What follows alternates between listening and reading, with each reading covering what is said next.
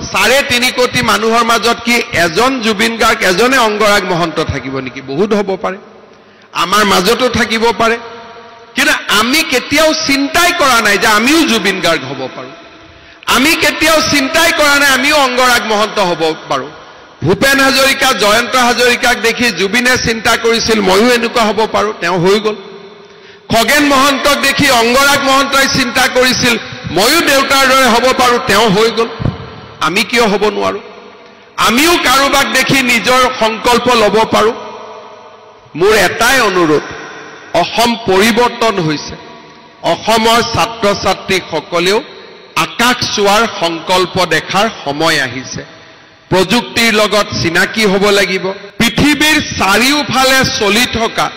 ঘটনা পৰিঘটনাৰ ওপৰত আমি জানিব লাগিব যেতিয়া আমি নতুন পৃথিৱীৰ নিজকে পাৰ্ট এণ্ড পাৰ্সেল বুলি অনুভৱ কৰিম আৰু এটা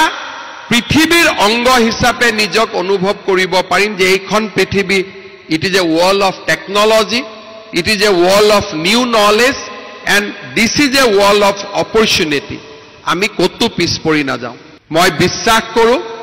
যে ত্যাগবীৰ হেমবৰুৱা মহাবিদ্যালয়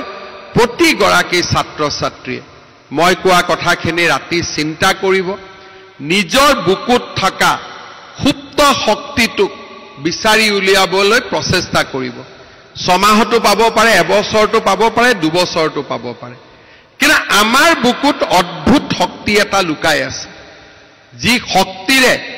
আমি এই পৃথিৱীখন ধুনীয়া কৰিবৰ বাবে অৱদান যোগাব পাৰোঁ আমি পৃথিৱীৰ বোজা নহয়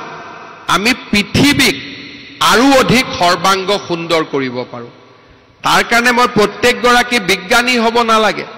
ভাল শিক্ষয়িত্ৰী হোৱা ভাল অধ্যাপিকা হোৱা ভাল ব্যৱসায়ী হোৱা যিকোনো শক্তি মোৰ বুকুৰ মাজত সোমাই থকা শক্তিটোক যদি মই এবাৰ চিনি পাওঁ মোক কোনেও ধৰি ৰাখিব নোৱাৰে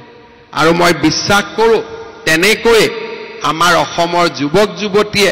নতুন পৃথিৱীখন জয় কৰিবৰ বাবে নিজৰ যাত্ৰা আৰম্ভ কৰিব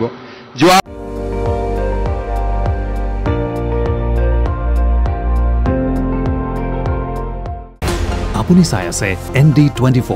সৰ্বশ্ৰেষ্ঠ নহয় সৰ্বোত্তমৰ দৌৰ